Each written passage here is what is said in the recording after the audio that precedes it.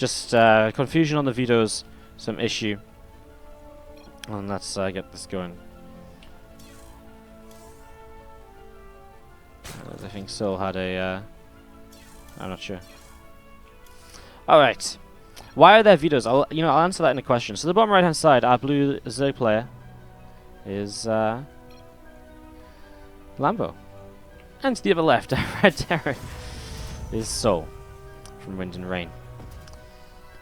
It's our first time seeing souL on the stream today.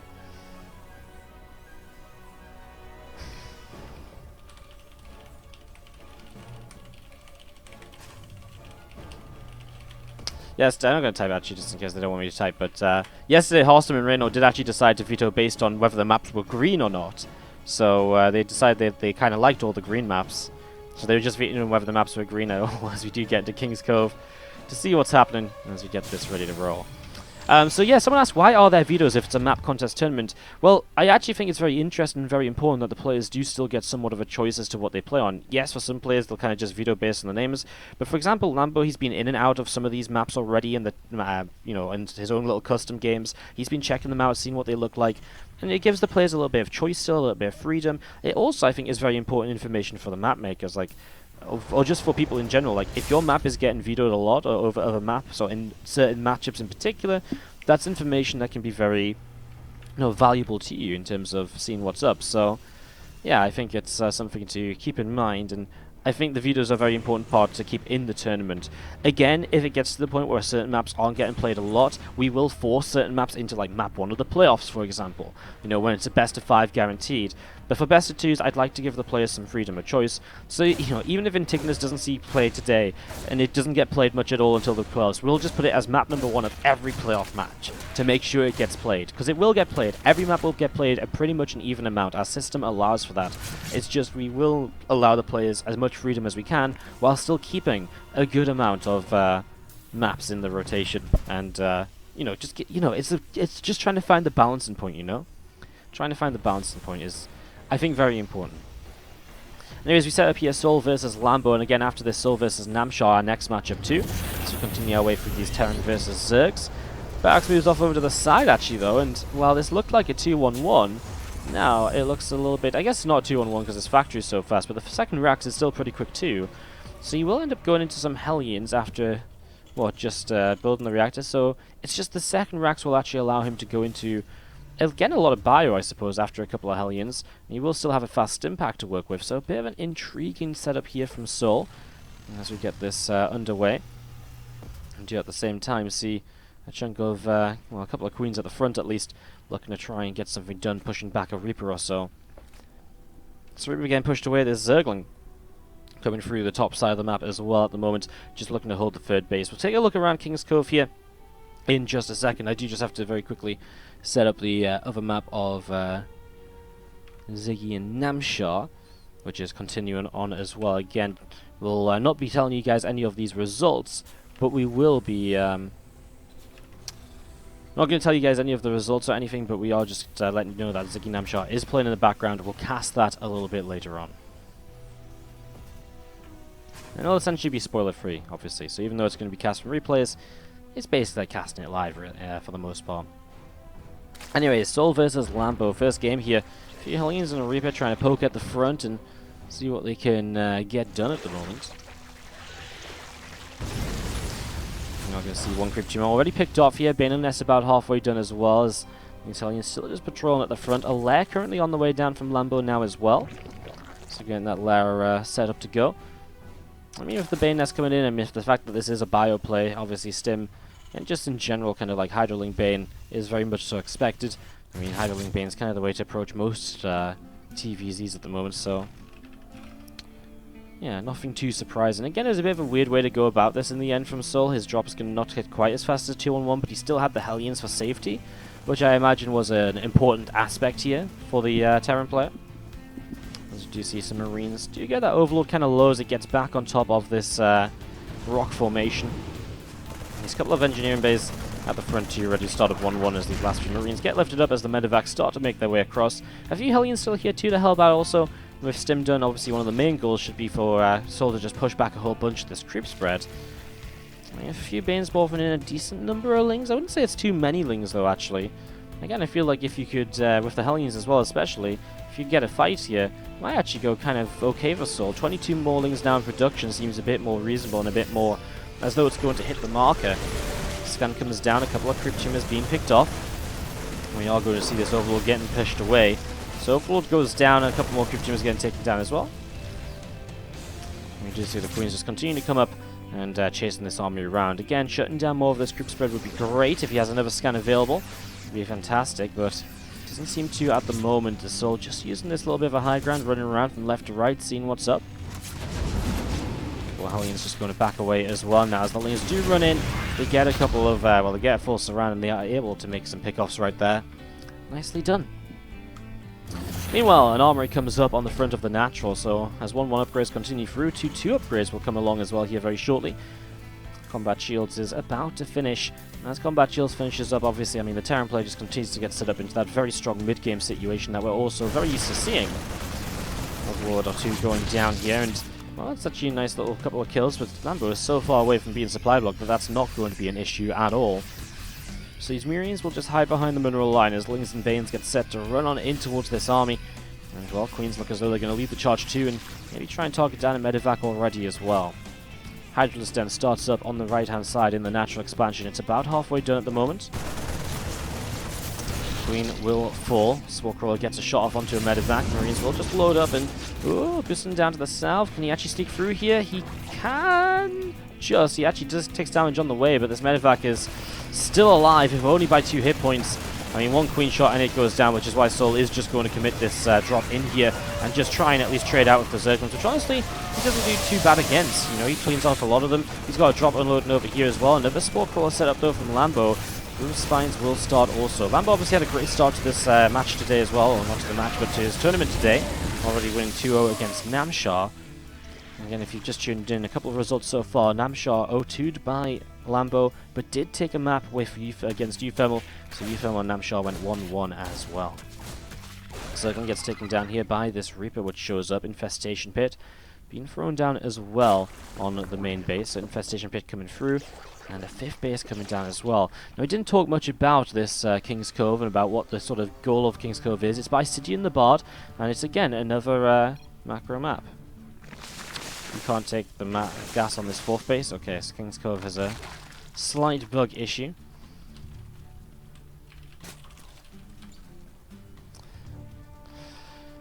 So Lambo unfortunately is going to have to play without a gas here, which actually is obviously a little bit of an issue for him.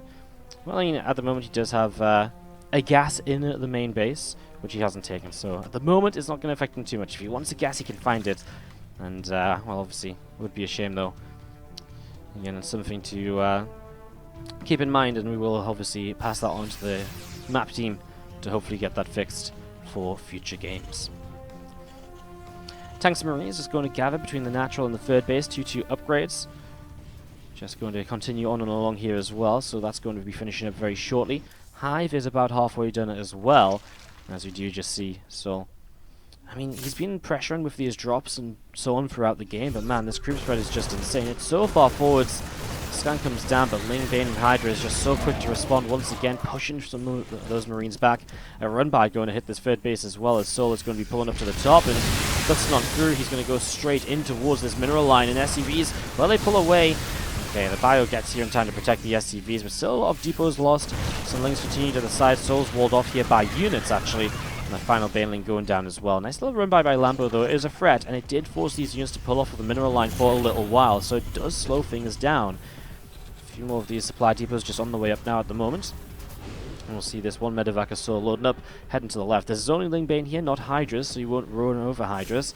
But it does now mean that souL knows this army's here, and that means that Lambo might have to start pulling away. He's going to lose a couple units in the process, but, well, better than losing everything. He did notice it. He does pull away. A few Banes being lost as he'll move around the map. Again, this map is just absolutely huge. It's kind of insane. I don't really know how souL's going to be moving across the map here in anytime soon. It kind of feels like one of those maps where you might just have to sit back and go up to 4, 5 bases, take Ghosts, take Liberators, and just play the much slower game in general, as that command center gets set to drop on down. Feeling is getting taken down as Marines run forwards. Units back up to the high ground here. Another scan will drop and creep chambers continue to be picked away at. So a lot of creep being taken down as more lings to the top now will come in for the surround on this command center. SCVs, a few of them loading up into that CC as well. You will see what 4 workers going down. Not bad at all, as you have the Banes obviously going to want to try and bust on through this supply depot wall off as well. Melee upgrades continuing for Lambo here as his Ultra Cavern is down, Chitinous Plating begins. No sign of Ultras yet. We'll see when he wants to try and switch into those. And souL doesn't have anything on the way to deal with Ultras either. In fact, not even Marauders. It's pure Marine tank for him still.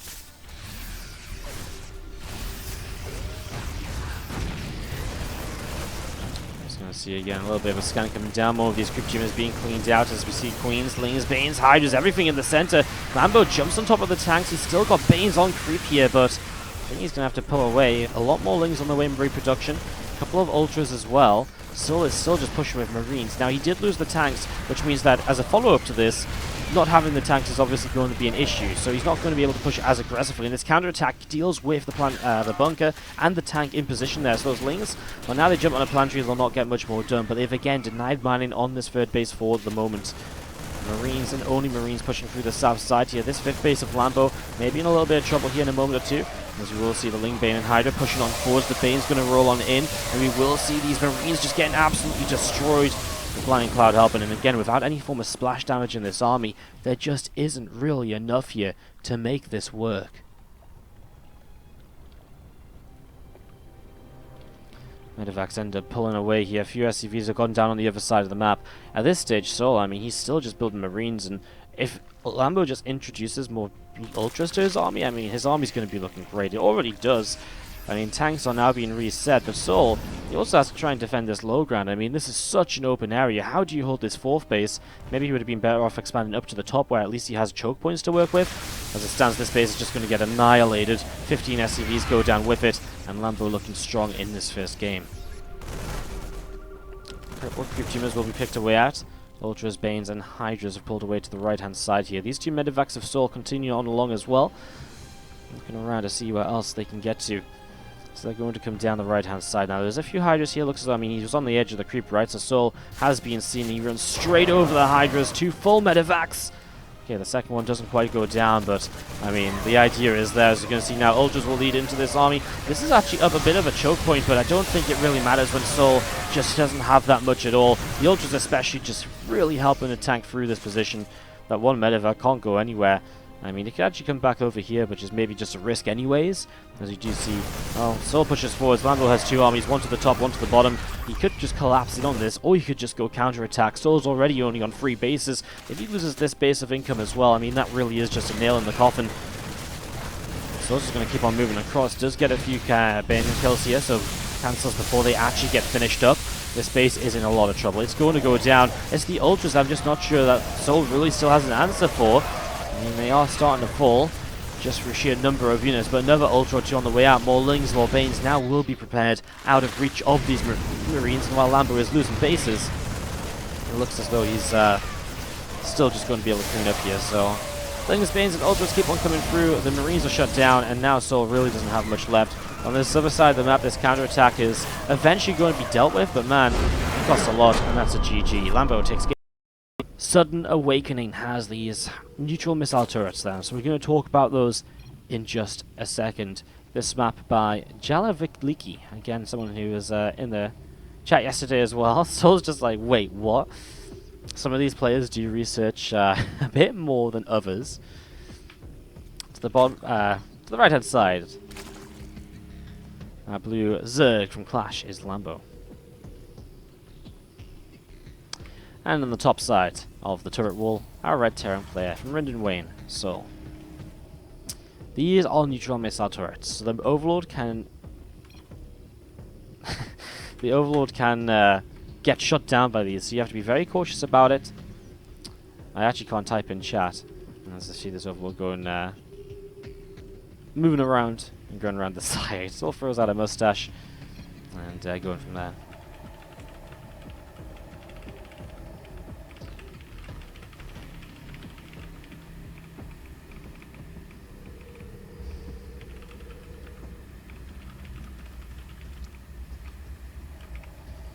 Sorry, let me just figure something out quickly.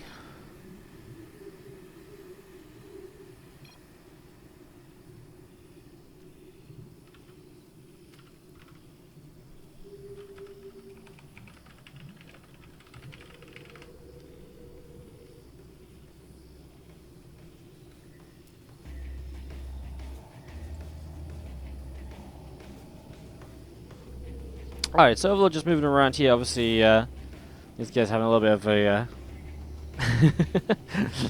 having a little bit of banter between themselves as we get this going.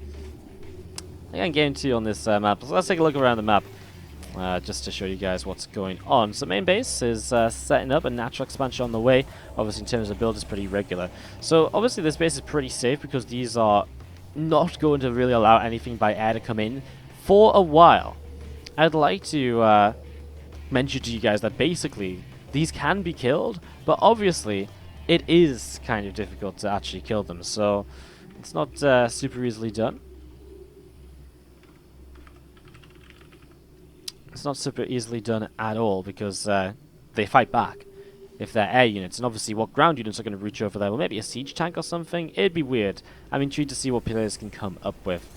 A quick question in the chat. Some random guy asked, does Blizzard polish the maps from the map contest? Yes, so basically maps after this tournament phase, there's actually an iteration phase. So map makers can make changes to their maps, fix them up, and then they go again. And then we get to go into these again. Lambo teasing him here. So yes, an iteration phase, the maps get changed and fixed up, and before they make the ladder, bugs are ironed out, maybe a couple of extra changes are made even if Blizzard asks for something, and so on. So no, the maps don't go directly into ladder from this. So we do see a few Lings going to be caught by Hellions. You should tank the turrets from a flying factory. You know what, that might even not be, that might not even be too crazy.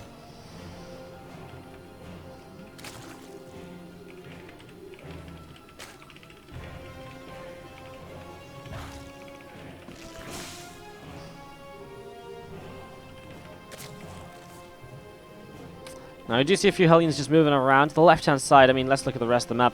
Third base obviously expanding away from the opponent by ground. We saw Reno versus True on this map yesterday, and I think the one thing that I really had to look at was just the fact that True really kind of abused the fact that there was just choke points into all the bases.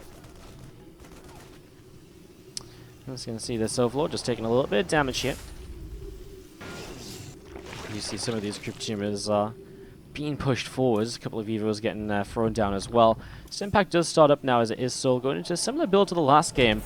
Obviously, we'll have to be very careful with where he sends his medevacs. The last thing you want to do is send your medevacs through those missile turrets and get them killed off.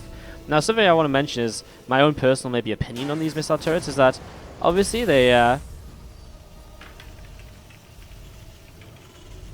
it's obviously one of those kind of interesting scenarios where, you know, the missile turrets kind of do not, you know, there's no warning if you start sending units towards them, right? They will just kill your units instantly. So that's kind of the issue, that if you start sending your units towards them, they're just going to get shot down. So it's very easy to make a mistake with these, and I think that's one of the biggest issues of these maps at the moment.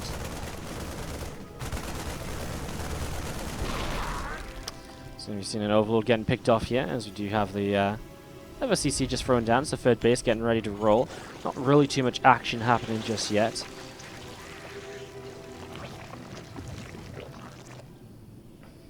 We have got the lair just coming up now.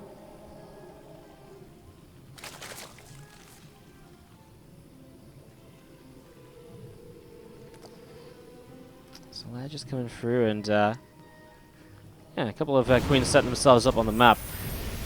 Medevacs setting themselves up too, just loading up with these marines. So we are about to see a little bit of pressure coming through. A very sound step so far. No, souL! No, souL! souL! souL! souL! souL! souL! No, souL! souL!